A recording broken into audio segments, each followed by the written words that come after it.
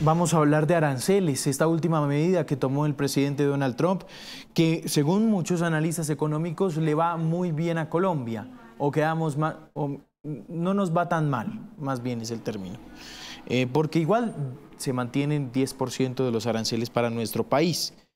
Voy a saludar precisamente para explicar un poco más de esta medida a Antonio Saravia, es el director del Centro para el Estudio de la Economía y la Libertad de Mercer University. Profesor Saravia, gracias por estar con nosotros. Buen día para usted. ¿Qué tal? ¿Cómo estás? Un placer. Profesor Saravia, bueno, arranquemos. ¿Cómo podemos entender la medida con los aranceles de Donald Trump? Esta forma de hacer, no sé si se puede llamar diplomacia. Pues es terrible. Yo no lo puedo entender. Es una barbaridad. Lo que el presidente Trump está haciendo esencialmente es cerrar el comercio, es decir, hacer más difícil que la gente en el mundo intercambie bienes y servicios. Y además utiliza argumentos que no tienen ninguna justificación. El presidente Trump dice que esto es una emergencia nacional. Imagínate, una emergencia nacional y por lo tanto invoca o reclama poderes extraordinarios para poder adoptar estos aranceles. Le pone 10% a aquellos países con los cuales Estados Unidos tiene un superávit comercial y le pone un 15% a los países con los que tiene un déficit comercial. Colombia queda con un 10%. ¿Ah? Pero en general lo que está haciendo es reducir el comercio en el mundo, con lo cual pierden los productores y pierden los consumidores en Estados Unidos. Desde donde se vea, yo creo que esto es una muy mala medida. A partir del superávit comercial, ¿este argumento usted cree que es válido utilizarlo para una imposición de como lo está haciendo?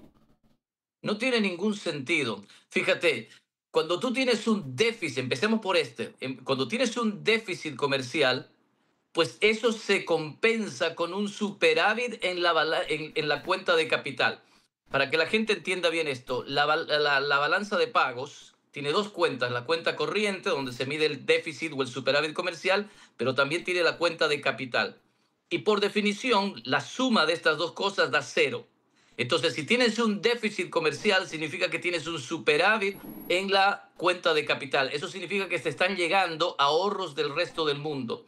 Entonces, cuando Estados Unidos tiene un déficit comercial crónico por los últimos 25 años, ¿no es cierto? Significa que tiene un superávit crónico en la cuenta de capital. Todo el mundo quiere invertir en Estados Unidos. La gente llega, invierte, compra bienes raíces en Estados Unidos y eso le permite a este país tener un déficit comercial global, ¿no es cierto? Entonces, no tiene ningún sentido decir que el déficit comercial es malo. Es decir, ¿cómo va a ser malo enviar pocos bienes y traerte muchos bienes en retorno? ¿No es cierto? Entonces, no tiene ningún sentido utilizar el déficit comercial como argumento para restringir el comercio. A largo plazo, como medida económica interna, ¿qué tan útil y efectiva es? Pues no es útil. Mucha gente se equivoca con esto porque la gente dice, entonces yo pongo barreras comerciales, pongo tarifas, por lo tanto la gente va a comprar la industria nacional, ¿no es cierto? Va a comprar productos hechos en Estados Unidos. Bueno, es cierto, pero para comprar estos productos hechos en Estados Unidos vas a tener que pagar más que lo que pagabas por el producto importado. Entonces, esto va a hacer que tengas menos dinero para ahorrar, para invertir, para generar innovaciones, etcétera. Entonces, en el mediano y el largo plazo, la economía se resiente. Aquellas economías que ponen barreras comerciales pensando que la gente tiene que comprar lo que se produce dentro del país, termina más pobre porque la gente tiene que gastar más plata para comprar esas cosas, mientras las podía haber comprado más baratas del resto del mundo, ¿no? Entonces, las barreras comerciales no fortalecen un país. Ahí es donde se equivoca el presidente Trump. En realidad lo hace más débil porque lo hace más pobre. ¿Qué consecuencias, profesor Saravia, puede tener esto, por ejemplo, en el dólar? Pues fíjate, habrá que ver, ¿no es cierto? Cuando una economía empieza a generar un superávit comercial, significa que manda menos dólares al resto del mundo para comprar cosas. Por lo tanto, los dólares podrían llegar a escasear en el resto del mundo porque la gente no está sacando sus dólares para comprar cosas de afuera. Punto número uno. Punto número dos, sin embargo, como la economía se va a resentir y va a dejar de crecer, entonces van a haber menos dólares también por el efecto de menor crecimiento. Entonces, hay muchos factores, no podemos decir exactamente qué va a pasar con el dólar, todo dependerá de cómo se maneje esto. Además, imagínate, hay mucha incertidumbre. El presidente Trump ha pospuesto la aplicación de los aranceles una y otra vez. Nadie nos dice que esta nueva medida que debería entrar en efecto el 7 de agosto no se vaya a posponer nuevamente. Lo que esto va generando es incertidumbre, las bolsas de valores no les gusta toda esta incertidumbre, por lo tanto el dólar también se puede resentir por ese lado. Es decir, todavía es muy temprano para saber por dónde va a ir eso. Claro. Aquí también hemos puesto en discusión que hay muchos países que tuvieron sus aranceles en 10%. Por ejemplo, Colombia, como usted lo mencionó, profesor, ¿eso qué beneficios puede traer? Pues, digamos, yo creo que vos lo dijiste muy bien al principio, ¿no? Dijiste a Colombia no le fue tan mal como podía haber leído, ¿no? Porque le podían haber puesto un arancel de 15% o incluso uno mayor, como el presidente Trump viene amenazando a la Unión Europea, por ejemplo, de poner un 30%, o como a Brasil, que le puso un 50%, ¿no? Entonces no le fue tan mal a Colombia, pero eso no significa que haya que celebrar. Muchos de los productos que llegaban a Estados Unidos con un arancel de 2% o de 5%, ahora van a llegar con un arancel de 10%. Eso significa que van a ser más caros en Estados Unidos y por lo tanto la gente va a comprar menos producto colombiano. Eso puede resentir algunas industrias exportadoras de Colombia que no estén, digamos, abrazadas o sean parte del Tratado de Libre Comercio con Estados Unidos. Entonces, algunas industrias pueden resentirse y si se resienten significa que se va a crear menos empleo en Colombia. Como te digo, esto afecta al país productor, al país que enviaba productos a Estados Unidos, pero le va a hacer las cosas más caras a los consumidores estadounidenses y por lo tanto también va a afectar a ese país. Claro, esto por supuesto en distintos panoramas.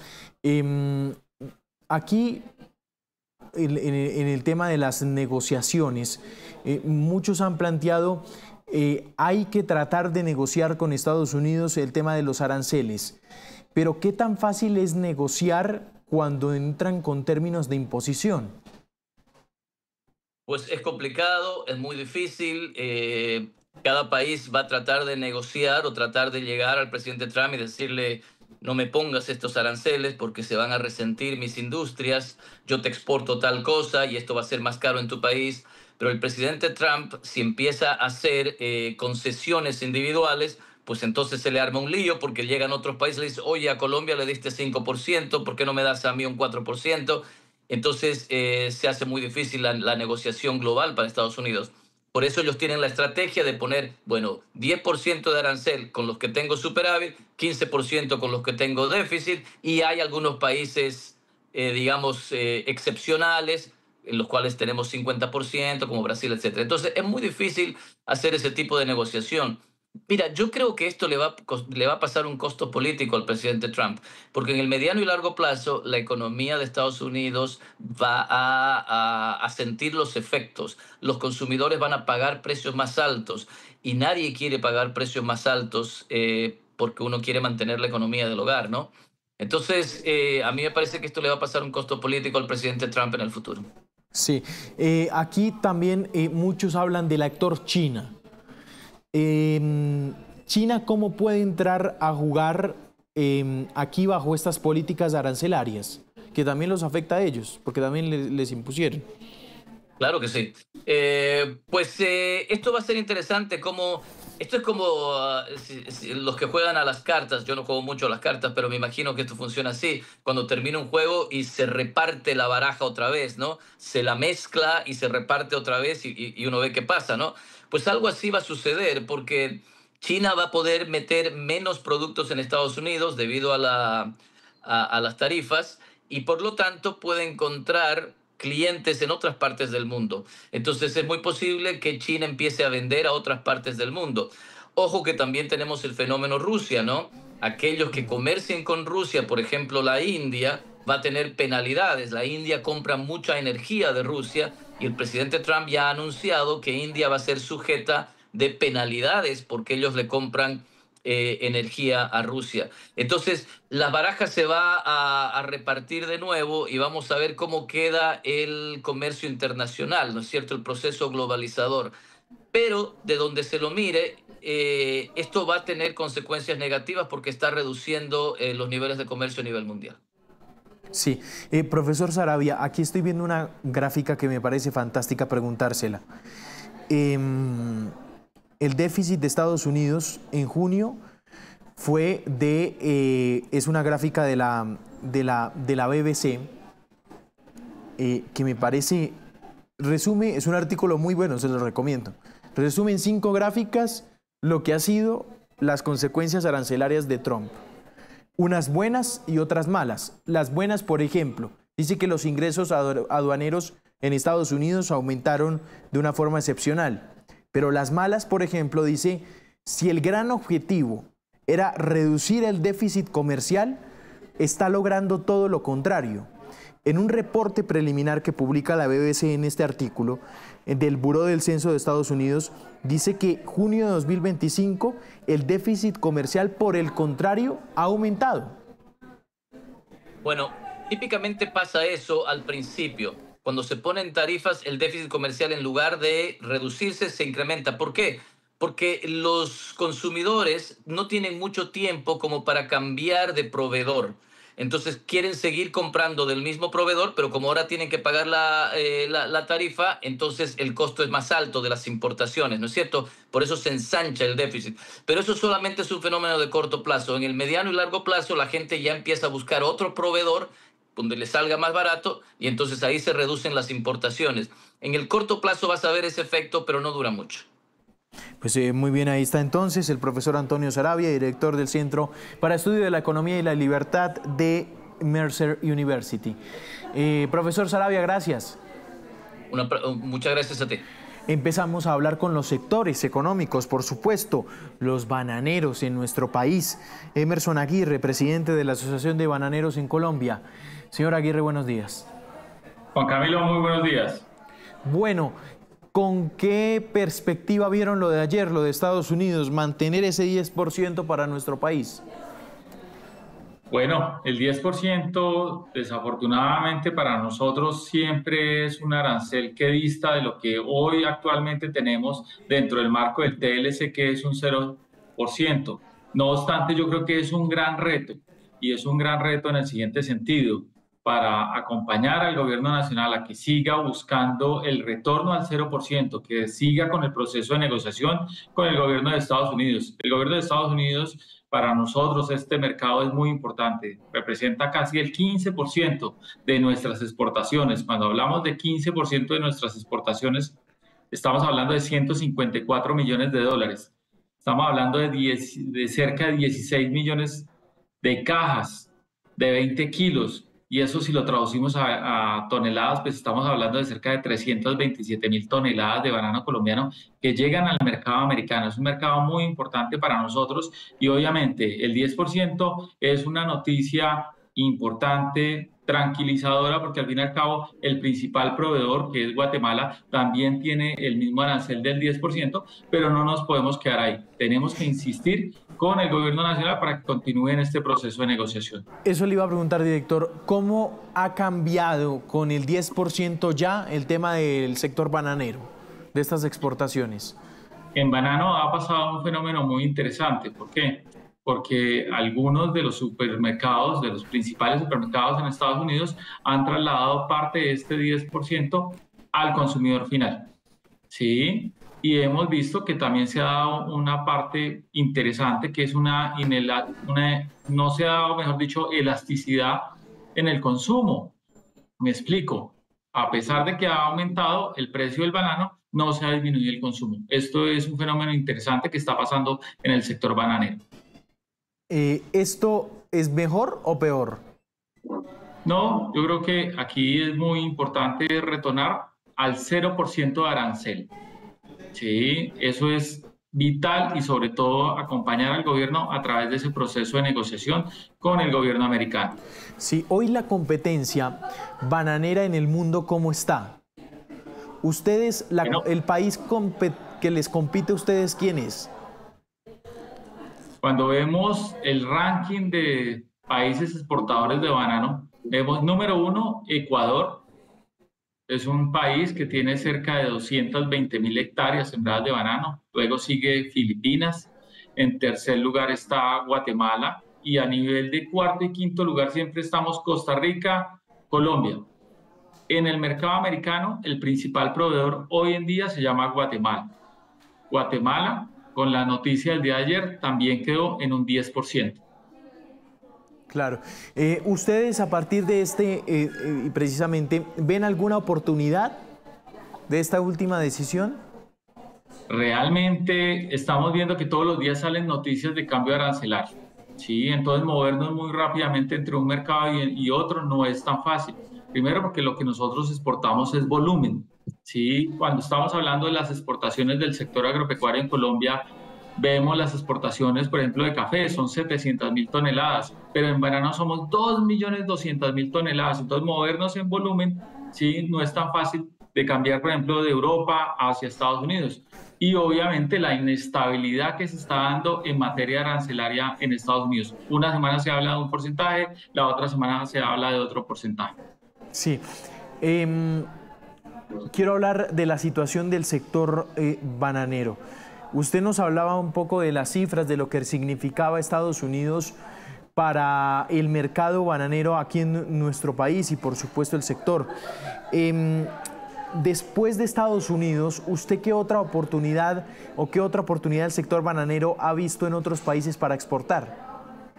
Juan Camilo, nosotros somos un producto con un alto valor agregado, un compromiso muy alto en materia de sostenibilidad ambiental, social y laboral. Y con ese compromiso, obviamente, tenemos que buscar mercados que de una u otra manera reconozcan vía precio el esfuerzo que nosotros hacemos por llevar este producto. Es por eso que estamos súper concentrados en la Unión Europea. Si nosotros tomamos nuestra torta de distribución, podemos ver que la Unión Europea e Inglaterra significan cerca del 82% de nuestras exportaciones y es ahí donde queremos obviamente aumentar nuestra presencia. Claro, aumentar la presencia en otros mercados, que por supuesto es muy importante. Ya para terminar, en estas medidas arancelarias, ¿ustedes cómo ven el papel de la diplomacia del gobierno nacional? ¿Qué llamado le quisieran hacer? Es fundamental la diplomacia, ¿sí? A través de los canales diplomáticos, a través de nuestra Cancillería, a través de nuestra ministra de Comercio, que se fomente ese diálogo, esa negociación con Estados Unidos. Eso es vital y obviamente nosotros como sector privado estamos listos para acompañarlo cuando el gobierno lo requiera y sobre todo en temas técnicos y algo adicional, en datos. ¿Cuál es el impacto del mercado americano, no solo para una exportación, para una región, para un trabajador y sobre todo para el desarrollo económico de Colombia? 10-20 minutos de la mañana, entonces hablando del sector bananero, también sobre estas medidas arancelarias. Vamos a seguir hablando, por supuesto, con más sectores aquí en Noticias Caracol en vivo. Pues ha sido usted muy amable, presidente. Gracias por atendernos estos minutos. Juan Camilo, mil y mil gracias por el espacio y estamos aquí supremamente atentos con nuestra actividad bananera y sobre todo insistiendo en generar más trabajo, más oportunidades y más desarrollo económico para el país. 10-28 minutos de la mañana, seguimos hablando con más sectores. Voy a saludar a la presidenta de AmCham, la Cámara Colomboamericana. Tras este anuncio que hizo el presidente de los Estados Unidos, Donald Trump, el gobierno Trump mantiene el arancel a los productos en Colombia del 10%. Esta es una medida desde el 2 de abril. Doctora María Claudia Lacutir, gracias por estar con nosotros. Un buen día para usted. Muchas gracias por la invitación y muy contenta de estar aquí con ustedes. Bueno, doctora Lacutir, ustedes ayer sacaron un documento muy interesante, un análisis muy interesante de todo este tema arancelario. ¿Qué oportunidades ven acá? Primero déjeme aclarar varios temas relacionados con los aranceles de ayer que me parecen importantes. Lo primero es que Colombia mantiene el 10% arancel que venía desde el 2 de abril, que también hay que poner sobre la mesa que es el nuevo 0% arancel. No es que estemos de acuerdo con que esa sea la variable, pero sí hay que recalcar que Colombia ha mantenido el arancel más bajo para los países que se le han puesto arancel. Eso definitivamente abre oportunidades, pero también genera impacto negativo en productos colombianos. ¿Qué beneficios o qué oportunidades se abren? El 82.7% de nuestra canasta exportadora entra con un impacto limitado y hay productos que tienen un impacto negativo, como es el caso de el aguacate, el cacao, limón, Tahití y pescado. ¿Por qué? Porque países como México y Canadá han logrado establecer un acuerdo con Estados Unidos que les ha permitido mantener el 0% arancel en ciertos productos estratégicos para ello. Y en ese caso, pues Colombia entra a competir con un 10%, mientras que ellos tienen un 0%. Se abren nuevas oportunidades también. Estamos viendo que productos donde Colombia tiene una ventaja comparativa revelada frente a China, se abren nuevas oportunidades en temas relacionados con textiles y confecciones, en temas de plástico, en tema de manufacturas diversas que permitan aprovechar los espacios que seguramente van a empezar a buscar los compradores de Estados Unidos. O sea que oportunidades también hay dentro de este contexto. Claro. Cuando hablamos de productos exactamente, ¿quiénes son los más beneficiados o perjudicados también con esta medida que se mantiene desde el 2 de abril, doctora Alacutir? Pues aquellos productos que mantienen su competitividad, teniendo en cuenta que Colombia tiene el nuevo 0%, que es el 10%, y otros países presentan aumentos de aranceles. Por ejemplo, en el caso de las flores, Colombia compite de forma importante con Ecuador. Hoy Colombia tiene el arancel del 10%, Ecuador entra con un arancel del 21.8%. ¿Por qué? Porque tiene un arancel del 15% que fue establecido ayer, pero adicionalmente porque no tiene acuerdo comercial, tiene que sumarle un 6.8, lo que hace que su arancel sea del 21.8%. Otros productos que también, por ejemplo, con Vietnam y Brasil, que competimos en el tema de café, presenta también una ventaja igualitaria. Colombia tiene acuerdo comercial, lo que le ayuda a mantener un 10% base y no suma aranceles adicionales. Gracias a esto, la ventaja, podemos ver un gran fenómeno de exportación de aquí para adelante. Pues estamos viéndolo.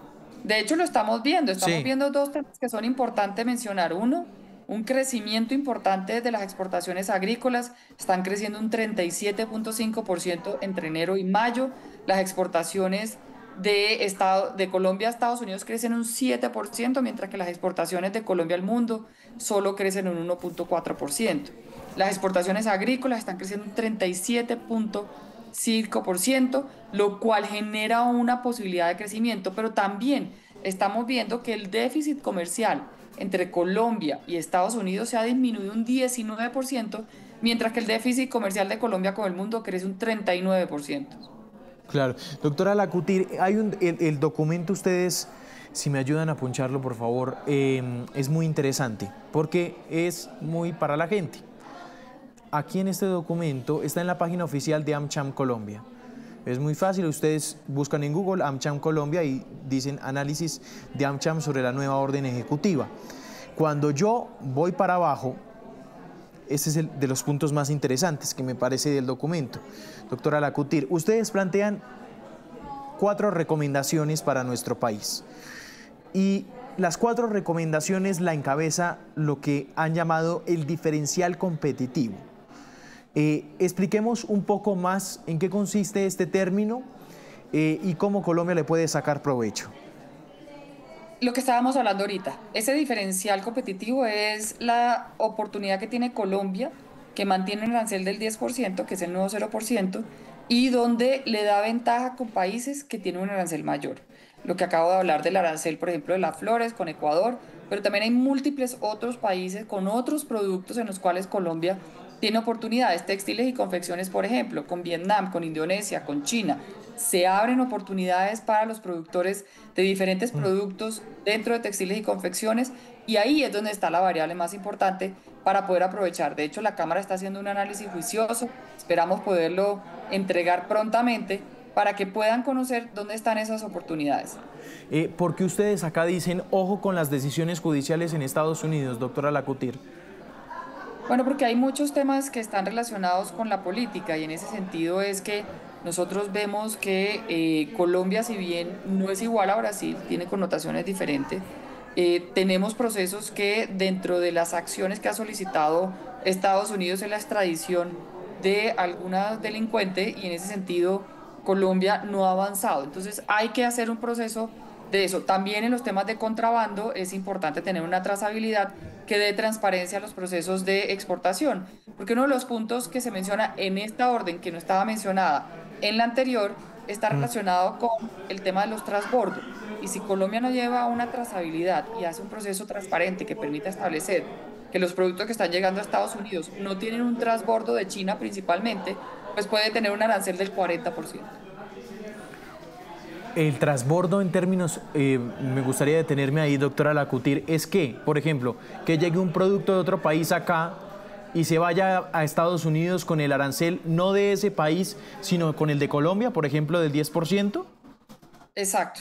Entonces, por decir algo, si Estados Unidos establece que nosotros tenemos en este momento un transbordo que no es claro, que no hay una trazabilidad y que puede implicar que nosotros estamos exportando a Estados Unidos productos que vienen, por ejemplo, de China, con un arancel del 10%, eso puede tener una implicación que para ese producto, para esa empresa se le ponga sanciones y al mismo tiempo se le aumente el arancel, no sea el 10, sino el 40%. Sí, aquí esta es una pregunta ya para terminar que me gustaría hacerle, doctora Lacutir, y es, muchos analistas internacionales han dicho, lo de Trump es inaceptable. Esto no es una forma de hacer diplomacia, es una forma de imponer, la forma de la imposición arancelaria para beneficios solo de Estados Unidos. Uno bajo esos términos, y por ejemplo en la segunda recomendación que ustedes hacen de la solicitud de trato preferencial, ¿qué término diplomático puede tener con un gobierno que negocia así, de esa manera, tan complicada? Definitivamente no es la forma como uno esperaría que se pueda dar una relación entre amigos y al mismo tiempo que se pueda establecer acciones que generen beneficios conjuntos. Sin embargo, Estados Unidos es soberano en sus decisiones, como Colombia es soberana en sus decisiones. Y en ese sentido, pues, si Colombia mantiene un relacionamiento que le ha dado beneficio, pues tiene que poner sobre la balanza y equilibrar qué acciones son las que van a darle a los colombianos ese número de empleos, que hoy en día son 4 millones de empleos detrás de las exportaciones a Estados Unidos. Es un ingreso importante que le llega a los bolsillos de los colombianos. Son más de 150.000 empleos de inversiones por parte de las empresas estadounidenses en Colombia. Son el 1.4% de las remesas, del PIB, perdón, son las remesas que recibimos de Estados Unidos. Entonces hay que poner sobre la balanza qué acciones hay que hacer para poder mantener un crecimiento económico con beneficios como lo que estamos teniendo en una relación que tiene unos parámetros desde el punto de vista de Estados Unidos. Además, esos parámetros para Colombia hoy en día están haciendo los más bajos dentro del conjunto de lo que podría llegar. Es un proceso que podemos trabajar y que dentro de una diplomacia pragmática, buscando el beneficio común, puede lograr mejores beneficios. Y por eso aquí en las recomendaciones decimos, es importante que se avance en un proceso pragmático, técnico, de negociación, donde pongamos sobre la mesa los intereses de Colombia y los intereses de Estados Unidos, ir en los intereses comunes, hacer un proceso también de trabajo sobre los irritantes y lograr mejorar esa participación que tenemos hoy en Colombia. Ejemplos existen. México y Canadá hoy en día tienen excepciones en sus aranceles, que lo estamos viendo, que compiten con productos colombianos, porque han hecho una negociación que les ha permitido, gracias al acuerdo comercial, eliminar el arancel a productos que estén cobijados por el acuerdo comercial y que cuenten con normas de origen. Y eso es parte importante de lo que nosotros debemos de hacer.